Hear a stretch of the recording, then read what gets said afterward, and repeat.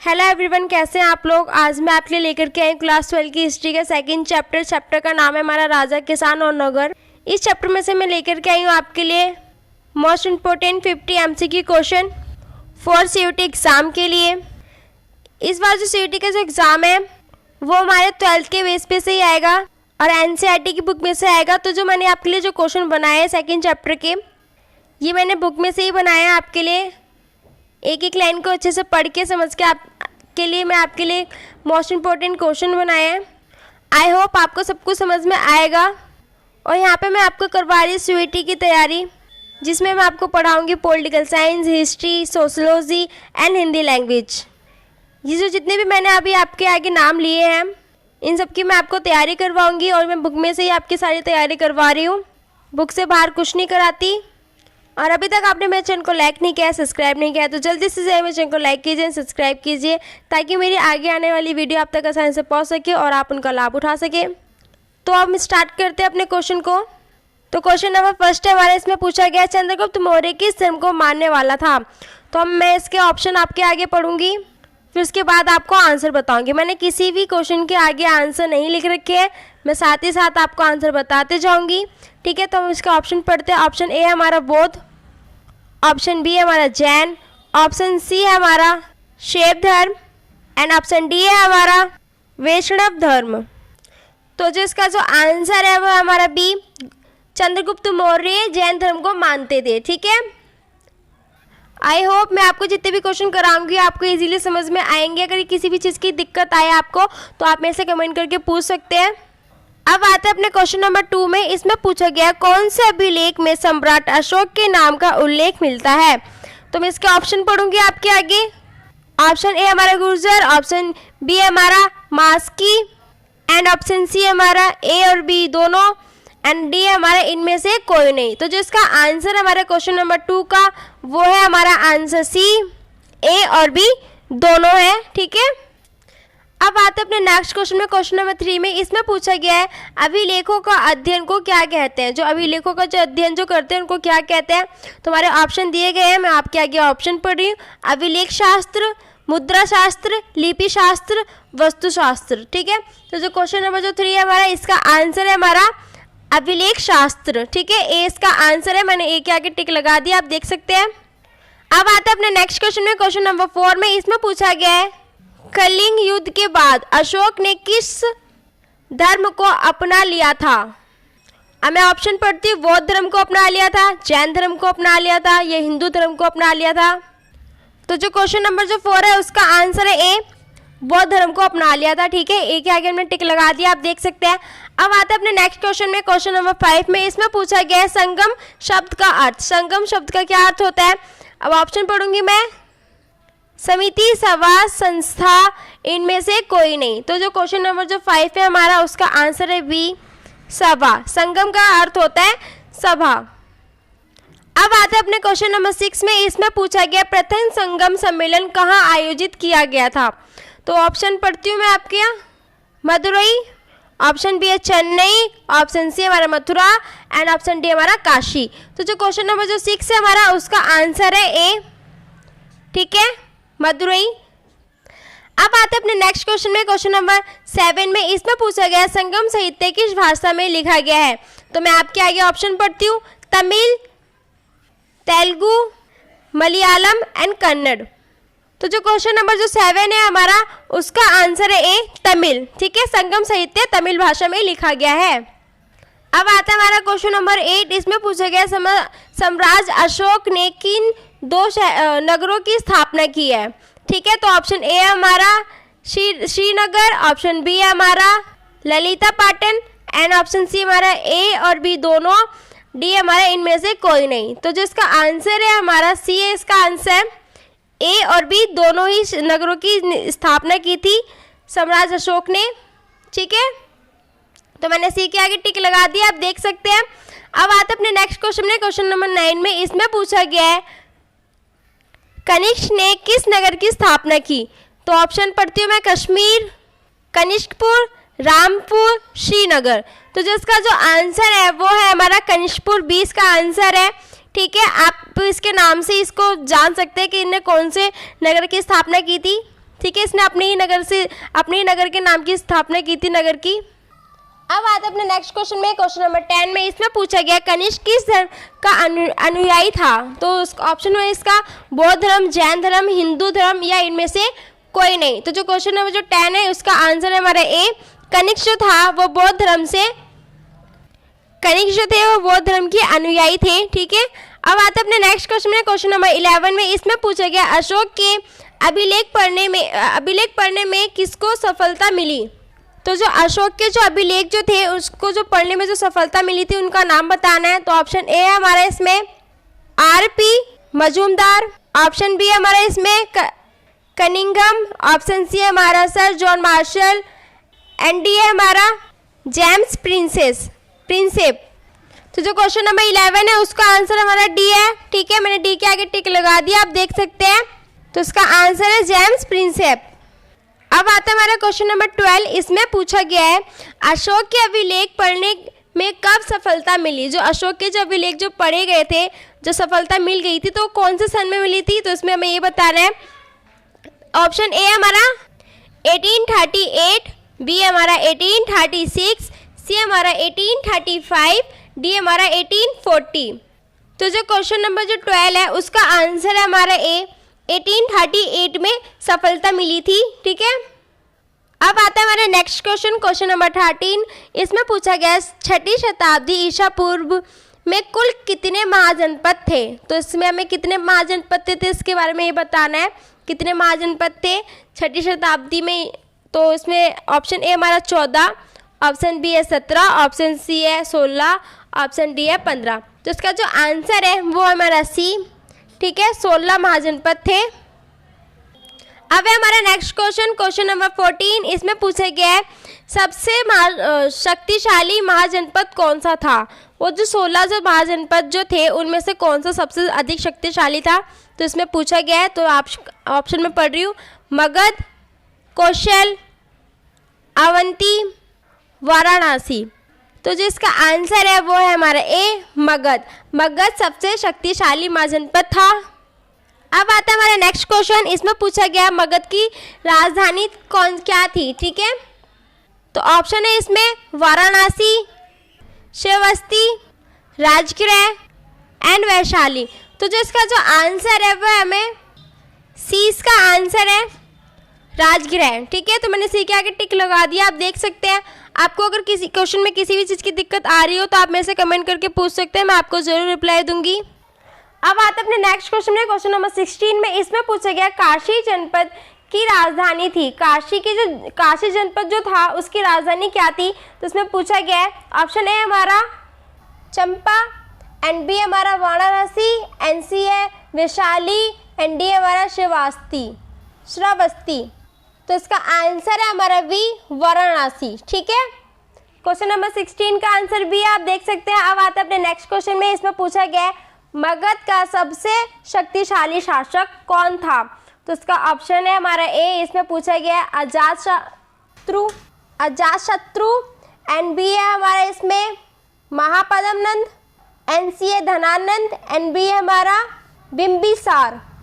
तो जो question number 17 है इसका आंसर है हमारा अजातशत्रु। नेक्स्ट क्वेश्चन आता है हमारा। इसमें पूछा गया है सिकंदर ने भारत पर कब आक्रमण किया? जो सिकंदर जो था उसने भारत पर कब आक्रमण किया? तो ऑप्शन ए हमारा इसमें 328 ईस्वी पूर्व, एंड बी हमारा 326 ईस्वी पूर्व, एंड सी हमारा 327 ईस्वी पूर्व, एंड इसमें ऑप्शन डी हमारा 300 ईस्वी पूर्व। तो इसका आंसर है हमारा बी, 326 ईस्वी पूर्व में सिकंदर ने जो आक्रमण किया था भारत पर। अब आते हैं अपने नेक्स्ट क्वेश्चन में, क्वेश्चन नंबर 19 में। इसमें पूछा गया अंग जनपद की राजधानी थी। तो ऑप्शन ए हमारे इसमें चंपा, बी है पाटलिपुत्र, सी है वैशाली, एंड डी हमारा इंद्रप्रस्थ। तो इसका आंसर है हमारा ए, चंपा। ठीक है, अब आता है अपने नेक्स्ट क्वेश्चन में, क्वेश्चन नंबर 20 में। इसमें पूछा गया है गंधार जनपद की राजधानी थी। गंधार की जो जनपद की जो राजधानी क्या थी? तो इसमें ऑप्शन है इसमें हमारा मथुरा, ऑप्शन बी हमारा इंद्रप्रस्थ, एंड सी हमारा तक्षशिला, एंड डी हमारा उज्जैन। तो इसका आंसर है हमारा सी, तक्षशिला। ठीक है, अब आते हैं हम क्वेश्चन नंबर 21 में। इसमें पूछा गया वैशाली किस जनपद की राजधानी थी? तो ऑप्शन ए हमारे इसमें वज्जी, बी है मगध, सी है अवंती एंड डी है कौशल। तो जो इसका आंसर है वो है हमारा ए। आप देख सकते हैं कि आगे मैंने टिक लगा दिया है। अब आता है हमारा नेक्स्ट क्वेश्चन, क्वेश्चन नंबर 22। इसमें पूछा गया है सिकंदर के आक्रमण के समय भारत पर किस वंश का शासन था? जब सिकंदर ने जो आक्रमण किया था भारत पर, तो उस टाइम किसका शासन था? तो इसमें वही पूछा गया है। तो ऑप्शन ए इसमें हमारा नंद वंश, ऑप्शन बी है मौर्य वंश, सी है गुप्त वंश और डी हमारा शाक वंश। तो इसका आंसर है हमारा ए, नंद वंश का उस टाइम शासन था। अब आता है हमारा नेक्स्ट क्वेश्चन, क्वेश्चन नंबर 23। इसमें पूछा गया है मौर्य वंश की स्थापना कब हुई? जो मौर्य वंश की स्थापना थी वो कब हुई थी? ठीक है, तो इसमें पहला है हमारा 325 ईस्वी पूर्व, दूसरा है हमारा 321 ईस्वी पूर्व, तीसरा है हमारा 326 ईस्वी पूर्व एंड चौथा है हमारा 600 ईस्वी पूर्व। तो इसका आंसर है हमारा बी। ठीक है, 321 ईस्वी पूर्व में मौर्य वंश की स्थापना हुई थी। ये जो जितने भी क्वेश्चन मैं करा रही हूँ आपके सारे मैंने बुक में से डीपली जाके आपके लिए बनाए हैं। काफ़ी मोस्ट इंपॉर्टेंट है ये क्वेश्चंस। और जो भी आपको समझ में ना आ रहा हो, किसी भी चीज़ में दिक्कत आई हो, तो आप में से कमेंट करके पूछ सकते हैं। और अभी तक आपने मेरे चैनल को लाइक नहीं किया है, सब्सक्राइब नहीं किया है, तो जल्दी से मेरे चैनल को लाइक कीजिए एंड सब्सक्राइब कीजिए। मैं ऐसे ही वीडियो आपके लिए डालती रहती हूँ, काफ़ी मोस्ट इंपॉर्टेंट। अब आता है हमारा नेक्स्ट क्वेश्चन, क्वेश्चन नंबर 24। इसमें पूछा गया मौर्य वंश की स्थापना किसने की? ठीक है, तो चंद्रगुप्त मौर्य, अशोक, महापद्मनंद एंड समुद्रगुप्त। तो जो क्वेश्चन नंबर 24 है हमारा, इसका जो आंसर मैं आपको नहीं बताऊंगी, आपको इसका आंसर मेरे को कमेंट करके खुद बताना है। ये आपके लिए आज के लिए ये वर्क है जो मैंने आपको दिया है। ठीक है, आपको मेरे को खुद ये कमेंट करके बताना है इसका आंसर, क्योंकि मैंने तो आपके लिए डीपली जाकर के क्वेश्चंस तो बनाए हैं, काफ़ी मोस्ट इंपॉर्टेंट। मैं भी देखना चाहती हूँ कि आपने कितना पढ़ा है, कितना नहीं पढ़ा, तो आप मेरे को इसका आंसर कमेंट करके बताएंगे। अब आते हैं अपने नेक्स्ट क्वेश्चन में, क्वेश्चन नंबर 25 में। इसमें पूछा गया भारत में धान रोपण की शुरुआत कब हुई? भारत में जो धान जो रोपण किए गए थे वो कब किए गए थे? तो इसमें बताना है, ऑप्शन में दिया गया है। तो ऑप्शन ए हमारे इसमें 600 से 500 ईस्वी पूर्व, 400 ईस्वी पूर्व, 1000 ईस्वी पूर्व और 300 ईस्वी पूर्व। तो जो क्वेश्चन नंबर जो 25 है हमारा, इसका आंसर है हमारा ए के आगे मैंने टिक लगा दिया। आप देख सकते हैं 600 से 500 ईस्वी पूर्व इसका आंसर है। अब आते हैं अपने नेक्स्ट क्वेश्चन में, क्वेश्चन नंबर 26 में। इसमें पूछा गया है गुप्त वंश की स्थापना किसने की? तो इसका आंसर है श्रीगुप्त, चंद्रगुप्त प्रथम, समुद्रगुप्त, रुद्रदमन। तो जो क्वेश्चन नंबर हमारा 26 है, इसका आंसर हमारा ए, श्रीगुप्त ने इसकी स्थापना की है, गुप्त वंश की। अब आते हैं अपने नेक्स्ट क्वेश्चन में, क्वेश्चन नंबर 27 में। इसमें पूछा गया है प्रभावती गुप्त किसकी पुत्री थी? तो इसका जो आंसर आपको बताना है, मैं आपको पढ़ के बताती हूँ। चंद्रगुप्त द्वितीय, समुद्रगुप्त, सिकंदरगुप्त एंड कुमारगुप्त। तो जो इसका आंसर है हमारा, वो है हमारा ए, चंद्रगुप्त द्वितीय ने की पुत्री थी प्रभावती गुप्त। ठीक है, तो आई होप आपको क्वेश्चन समझ में आया होगा और आंसर इसका देख लीजिए आप। अब आते हैं अपने नेक्स्ट क्वेश्चन में। अब आता है हमारा क्वेश्चन नंबर 28। इसमें पूछा गया गुप्त वंश का सबसे महान शासक कौन था? तो इसका ऑप्शन है हमारा ए, चंद्रगुप्त, समुद्रगुप्त, रामगुप्त, स्कंदगुप्त। ठीक है, तो इसका जो आंसर है वो है हमारा बी, समुद्रगुप्त। समुद्रगुप्त था गुप्त वंश का सबसे महान शासक। अब आते हैं अपने क्वेश्चन नंबर 29 में। इसमें पूछा गया समुद्रगुप्त का राजकवि कौन था? तो इसका जो ऑप्शन है हमारा ए का हरिशेन, बी हमारा वाणभट्ट, शूद्रक, कालिदास। तो इसका जो आंसर है वो है हमारा ए, हरिशेन। आते हैं अपने नेक्स्ट क्वेश्चन में। इसमें पूछा गया है बंगाल एशियाटिक सोसाइटी का गठन कब हुआ? तो इसका ऑप्शन है हमारा 1786, 1783, 1784 एंड 1780। तो इसका जो आंसर है वो है हमारा सी, 1784 में। अब आता है हमारा क्वेश्चन नंबर 31। इसमें पूछा गया धर्मशास्त्र ग्रंथ किस भाषा में है? तो ऑप्शन ए हमारा पाली, नेक्स्ट है हिंदी, नेक्स्ट है प्राकृत एंड फोर्थ हमारा संस्कृत। तो जो क्वेश्चन नंबर जो हमारा 31 है इसका आंसर है हमारा डी। ठीक है, संस्कृत, इसके आगे मैंने टिक लगा दिया, आप देख सकते हैं। अब हमारा क्वेश्चन नंबर 32, महापाषाण के नाम से विख्यात पत्थरों के बड़े बड़े ढांचे कहाँ से मिले हैं? तो ऑप्शन ए हमारा उत्तर भारत, बी है हमारा पूर्वी भारत, सी है हमारा दक्षिण भारत, डी हमारा पश्चिमी भारत।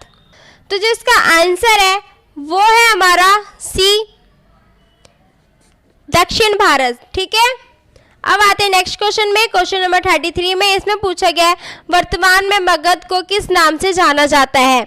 तो ऑप्शन ए है बिहार, बंगाल, मध्य प्रदेश, उत्तर प्रदेश। ठीक है, तो जो इसका आंसर है वो है हमारा ए, बिहार के नाम से जाना जाता है अभी मगध को। अब है हमारा क्वेश्चन नंबर 34, इसमें पूछा गया हमें पाटलिपुत्र का वर्तमान नाम क्या है? ऑप्शन ए है गया, ऑप्शन बी है पटना, ऑप्शन सी है कानपुर, ऑप्शन डी है लखनऊ। तो जो इसका आंसर है वो है हमारा बी, पटना। ठीक है, अब आते हैं अपने क्वेश्चन नंबर 35 में। इसमें पूछा गया वर्तमान में कलिंग को किस नाम से जाना जाता है? तो ऑप्शन ए है हमारा उड़ीसा, ऑप्शन बी है हमारा बिहार, ऑप्शन सी है हमारा छत्तीसगढ़, ऑप्शन डी है हमारा बंगाल। तो जो क्वेश्चन नंबर जो हमारा 35 है इसका आंसर है हमारा ए, उड़ीसा। ठीक है, आई होप आपको जितने भी क्वेश्चन अभी तक मैंने कराए हैं इजीली आपको समझ में आए होंगे। अब आते हैं अपने नेक्स्ट क्वेश्चन में। इस क्वेश्चन में पूछा गया चंद्रगुप्त मौर्य का प्रधानमंत्री कौन था? तो ऑप्शन ए है हमारे इसमें चाणक्य, ऑप्शन बी है हमारा इसमें शूद्रक, ऑप्शन सी हमारा राक्षस, ऑप्शन डी हमारा कौटिल्य। तो जो क्वेश्चन नंबर जो हमारा 36 है इसका आंसर हमारा डी, कौटिल्य। अब आता है हमारा क्वेश्चन नंबर 37, इसमें पूछा गया वर्तमान में भारत का राष्ट्रीय चिन्ह अशोक के किस स्तंभ से लिया गया है? तो पहला ऑप्शन है हमारा गया, बी है हमारा सारनाथ, सी है हमारा टोपरा एंड डी हमारा जूनागढ़। तो जो इसका आंसर है हमारा 37 का वो है हमारा बी, सारनाथ। ठीक है, अब आता है हमारा क्वेश्चन नंबर 38, इसमें पूछा गया सम्राट अशोक ने अपने धर्म के प्रचार के लिए किस अधिकारी को नियुक्त किया? तो पहला है हमारा अमित्य, बी हमारा सूत्राध्यक्ष, सी है हमारा सेनापति एंड डी हमारा धम्म महामात्र। तो इसका जो आंसर है वो है हमारा डी, धम्म महामात्र। अब आता है हमारा क्वेश्चन नंबर 39, इसमें पूछा गया है मौर्य काल में प्रचलित चांदी का सिक्का क्या कहलाता था? फिर से मैं आपके लिए क्वेश्चन रिपीट कर देती हूँ, मौर्य काल में प्रचलित चांदी का सिक्का क्या कहलाता था? तो जो इसका ऑप्शन ए हमारा मोहर, बी हमारा रुपया, डी हमारा पण एंड सी है हमारा पण एंड डी हमारा निशक। तो जो इसका आंसर है वो है हमारा सी। आप देख सकते हैं सी के आगे मैंने टिक लगा दिया है। अब आता है हमारा क्वेश्चन नंबर 14, इसमें पूछा गया है शक संवत कब आरंभ हुआ? तो इसका जो ऑप्शन है हमारा ए का 100 ईस्वी पूर्व में, 78 ईस्वी में, 58 ईस्वी पूर्व में, 68 ईस्वी पूर्व में। तो जो इसका आंसर है हमारा वो है हमारा 20 का आंसर है 78 ईस्वी में। ठीक है, अब आता है हमारा नेक्स्ट क्वेश्चन, क्वेश्चन नंबर 41, इसमें पूछा गया कुषाण वंश का सबसे महान शासक कौन था? तो ऑप्शन ए हमारा कनिष्क, ऑप्शन बी हमारा डेरियस, ऑप्शन सी हमारा सेल्यूकस एंड डी हमारा रुद्रदमन। तो जो इसका आंसर है वो है हमारा ए, कनिष्क। अब आते अपने नेक्स्ट क्वेश्चन में, इसमें पूछा गया कनिष्क की राजधानी थी क्या थी? तो इसमें वो बताना, ऑप्शन ए हमारा इसमें पुरुषपुर एंड बी हमारा कश्मीर, सी हमारा तक्षशिला, डी हमारा इंद्रप्रस्थ। तो इसका आंसर है हमारा ए, पुरुषपुर। आई होप आपको समझ में आ रहे होंगे हमारे क्वेश्चंस और साथ में आंसर्स भी। ये जो क्वेश्चंस है काफ़ी मोस्ट इम्पोर्टेंट क्वेश्चंस हैं, स्पेशली बुक में से ही बनाया मैंने आपके लिए। अब आता है हमारा क्वेश्चन नंबर 43, इसमें पूछा गया है कनिष्क के शासनकाल में किस कला को महत्व मिला? ठीक है, तो ऑप्शन है हमारा गांधार कला, मथुरा कला, जैनपुर कला, जौनपुर कला, अमरावती कला। ठीक है, तो इसका आंसर है वो है हमारा ए, गांधार कला, ठीक है, एक आगे मैंने टिक लगा दिया, आप देख सकते हैं।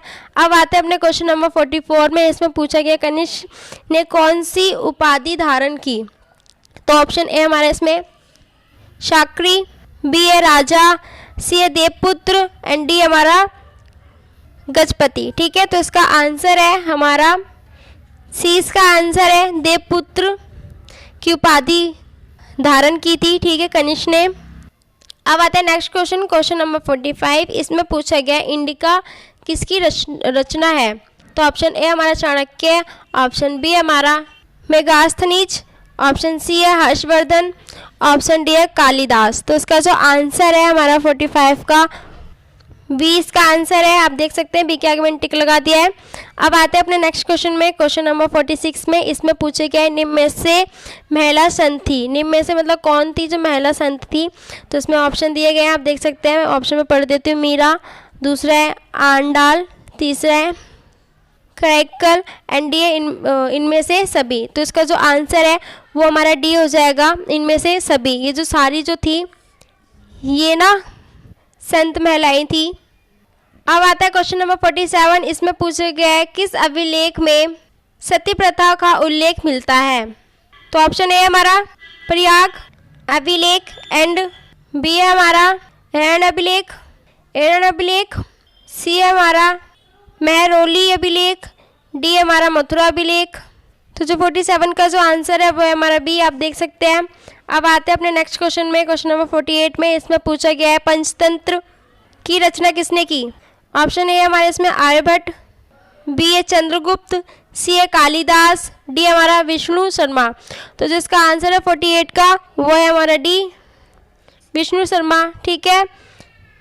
पंचतंत्र की रचना की है विष्णु शर्मा ने। अब आता है हमारा क्वेश्चन नंबर 49। इसमें पूछा गया अर्थशास्त्र में कितने प्रकार के विवाह का उल्लेख है। तो ऑप्शन है 2, 4, 8, 10। तो जो इसका आंसर है वो है हमारा सी, 8 प्रकार के विवाह के बारे में बताया गया अर्थशास्त्र में। अब आता है अपने क्वेश्चन नंबर 50 में। इसमें पूछा गया अर्थशास्त्र की रचना कब हुई। जो अर्थशास्त्र जो था उसकी रचना कब हुई थी। तो ऑप्शन ए 6वीं शताब्दी ईसा पूर्व में, बी हमारा 5वीं शताब्दी ईसा पूर्व में, सी हमारा 4वीं शताब्दी ईसा पूर्व में, डी हमारा 3री शताब्दी ईसा पूर्व में, ठीक है। तो इसका जो आंसर है वो है हमारा डी, इसका आंसर है, ठीक है, क्वेश्चन नंबर 50 का। तो मेरे सारे क्वेश्चन यहाँ पे समाप्त होते हैं। मैंने आपको 50 क्वेश्चंस कराए हैं हिस्ट्री के 2nd चैप्टर में से, जो कि मैंने बुक में से ही बनाए हैं आपके लिए। और ये जो क्वेश्चन है ये आपके CUT के एग्ज़ाम के लिए काफ़ी मोस्ट इम्पोर्टेंट है। और यहाँ पे मैं आपको CUT की तैयारी करवा रही हूँ, जिसमें मैं आपको पढ़ाऊँगी political science, history, sociology and Hindi language. अभी मैंने जितने भी आपको सब्जेक्ट बताए हैं इन सभी की मैं आपको तैयारी करवा रही हूँ। और जितने भी क्वेश्चंस बनाती हूँ मैं आपके लिए सारे NCERT की बुक में से ही बनाती हूँ। और ये सभी क्वेश्चंस मोस्ट इम्पोर्टेंट है फॉर CUT के लिए। और अभी तक आपने मेरे चैनल को लाइक नहीं किया, सब्सक्राइब नहीं किया, तो जल्दी से जाइए मेरे चैनल को लाइक कीजिए, सब्सक्राइब कीजिए। मैं आपकी जितनी भी तैयारी है सब आपके हिंदी मीडियम में करा रही हूँ। और आई होप अभी जो मैंने आपके जितने भी क्वेश्चन कराए हैं आपको इजीली समझ में आए होंगे। Thank you for watching my channel.